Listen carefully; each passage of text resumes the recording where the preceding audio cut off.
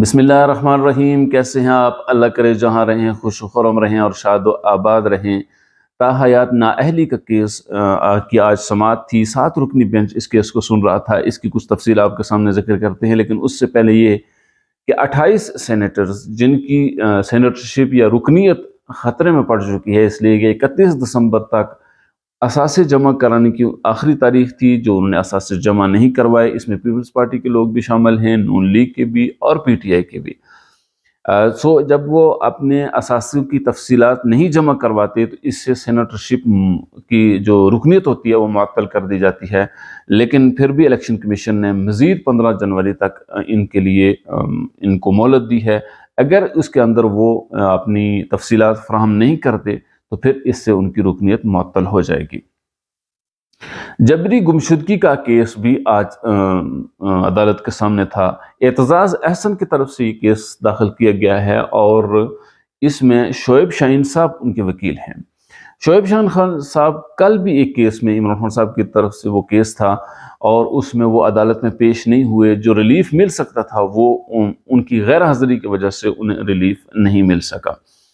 तो वही शोएब शाहीन साहब, और ये कहा जाता है कि शोएब शाहीन और शेर अफजल खान मरवत जैसे लोग इमरान खान साहब का सिर्फ नाम इस्तेमाल करके अपना सियासी काट बढ़ाने की कोशिश करते हैं। आज शोएब शाहीन साहब के बारे में ज़्यादातर राय यही है कि बग़ैर किसी तैयारी के वो आए हुए थे। जब चीफ जस्टिस साहब की तरफ से ये एतराज़ात किए गए और ये एक अच्छी रवायत डाली है chief justice of Pakistan justice Qazi Faez Isa sahab की तरफ से कि वो लाइव दिखाते हैं और रिकॉर्डिंग की सूरत में भी दिखाया जाता है लोगों को, पूरी दुनिया उसको देखती है, जिससे ये भी पता चलता है कि जो वकील इतने बड़े कद काठ के जिनके नाम हैं उनकी क्रेडिबिलिटी कितनी है, उनकी काबिलियत और उनकी सलाहियत क्या है। और जजेस की तरफ से जब सवालात किए जाते हैं तो फिर उनकी असलियत सामने आती है। तो उस एतबार से जब शोएब शाहीन साहब पर ये एतराज़ किया गया या सवाल किया गया चीफ जस्टिस साहब की तरफ से कि जिन लोगों के बारे में आप कह रहे हैं कि इनको जबरी गुमशुदा किया गया था, इनको अगवा किया गया था, जो वापस आ चुके हैं, इनमें शेख रशीद का भी नाम है, इनमें वो सहाफ़ी हैं इमरान रियाज़ खान साहब, उनका भी नाम है, मतीउल्लाह जान साहब भी हैं, असद तूर का भी इसमें नाम है। तो इन लोगों के बारे में आप कह रहे हैं, तो क्या ये लोग खुद क्यों नहीं आते? यानी ये खुद आकर अदालत को क्यों नहीं बताते कि जो उनको जबरी गुमशुदगी हुई है, इस हवाले से वो क्यों नहीं बताते? तो आप इसको कैसे इस्तेमाल कर सकते हैं? गोया आप कहीं इसको सियासी तौर पर इस्तेमाल करना चाहते हैं।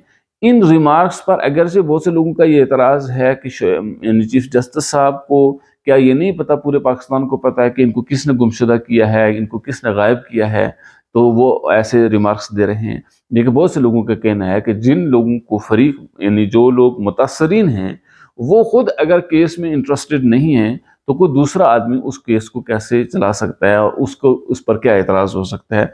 आज जब ये एतराज़ात किए गए, सवालात किए गए, तो शोएब शाहीन साहब बिल्कुल खामोश रहे, उनकी तरफ से कोई ख़ास जवाब नहीं दिया जा सका। उधर फैज़ाबाद धरना केस के जो सहूलतकार थे उनका पता लगाने के लिए जो कमीशन बनाया गया था, जिसकी 2 महीने के अंदर रिपोर्ट आनी थी, उन्होंने फैज़ हमीद साहब जो साबिक DGI थे, उनको नोटिस जारी किए गए थे कि वो हाज़िर हों, उनको तलब किया गया था। और ये याद रहे कि इस तरह के जो बड़े लोग हैं उनके जो सिक्योरिटी के हवाले से तो उनका जो नोटिस होते हैं वो वया यानी वजारत दिफा के ज़रिए से जाते हैं। तो अब एक नोटिस जारी हुआ तो वो हाज़िर नहीं हुए, फिर दूसरा जारी हुआ और ये कहा गया था कि जो पहला नोटिस था वो मुतल्लका और दुरुस्त शख्स तक नहीं पहुंच सका, इसलिए उनको दोबारा नोटिस जारी किया गया है। और ये कहा जा रहा था कि सिक्योरिटी के इंतजाम बहुत सख्त किए गए हैं, जिसकी वजह से पता चलता है कि वो शायद हाज़िर होंगे उसमें। यहाँ ये जो बात समझने की है वो ये कि एक नोटिस जारी किया वो नहीं आए, क्या एक आम शहरी को अगर नोटिस जारी हो वो उसको मिले या ना मिले, अगर वो हाजिर ना हो तो क्या उसे यानी हमारा सिस्टम घसीट कर नहीं ले आता? तो ताकतवर के सामने ये सिस्टम इतना बेबस है कि वो एक नोटिस जारी किया, वो हाजिर नहीं हुए, तो फिर आप उसकी मिन्नत समाजत करो कि जी नहीं जी आप आ जाएं, आप आ जाएं। तो इस तरह का जब निज़ाम है, इसी वजह से हमारा अदालती निज़ाम 140वें नंबर पर है। 7 रुकनी बेंच ने ताहयात नाअहली केस के हवाले से जब समाअत की, जिसमें 62 और 63 की जो शिकें हैं जिनके मुताबिक सादिक और अमीन होना लाजम करार दिया गया था, इस हवाले से जब चीफ जस्टिस साहब ने पूछा کہ بھائی یہ جو شکیں ہیں یہ کس نے داخل کی ہیں، تو بتایا گیا کہ جنرل ضیاء الحق صاحب نے اس کو داخل کیا تھا کہ الیکشن لڑنے کے لیے اور اس طرح آفس ہولڈر کے لیے 62-63 کی معیار پر پورا اترنا لازمی اور ضروری ہے۔ تو یہ تو ایک طے شدہ حقیقت ہے کہ اگر ملک اس قدر یعنی نیچے درجے تک پہنچ چکا ہے، اس کی معاشی نظام، اس کا سیاسی نظام، اس کا عدالتی سسٹم، اس کا پولیس کا نظام، تو یہ جو چلانے والے ہیں انہی کی خرابیوں کی وجہ سے ہے۔ ان میں سے کسی ایک کو پکڑ کر یہ کہنا کہ یہ 62-63 پر پورا نہیں اترتا، یہ درست نہیں ہے۔ یہ سارے کے سارے لوگ ہی ایک ہی سکے کے رخ ہیں۔ بہرحال یہ جو شکیں تھیں جنرل ضیاء الحق صاحب نے ڈالی تھی، اس پر چیف جسٹس صاحب نے کہا کہ جو بندہ خود آئین توڑ کر آیا ہے، جو خود خائن ہے، خود خیانت کی ہے، اس نے اپنے اس حلف کی، خود جھوٹ بولا ہے، اس حلف کی پاسداری نہ کر کے، جس کے تحت اسے چیف آف آرمی سٹاف بنایا گیا تھا، جس کی طاقت کی بنیاد پر اس نے آ کر آئین توڑ دیا، وہ کیسے یہ شکایت داخل کر سکتا ہے؟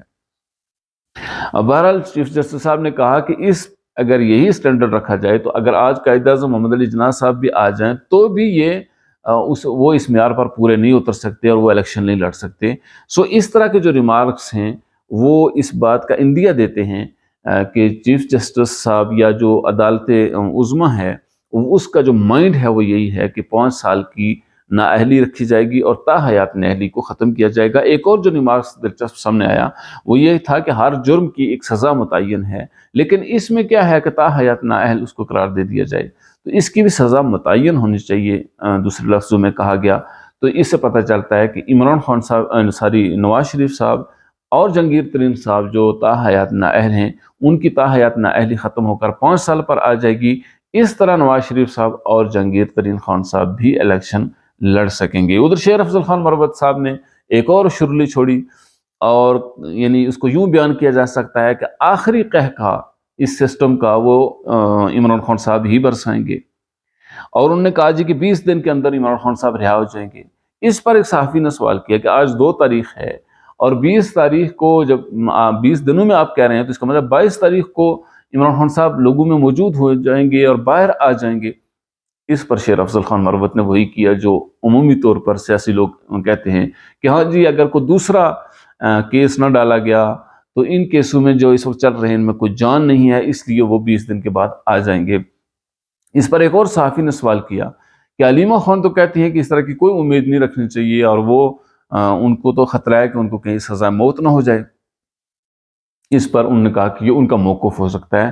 سو یہ وہ لوگ ہیں شیر افضل خان مروت صاحب جیسے لوگ کہ جو عمران خان صاحب کا نام استعمال کر کے اپنے سیاسی قد کاٹ کو بڑھانا چاہتے ہیں۔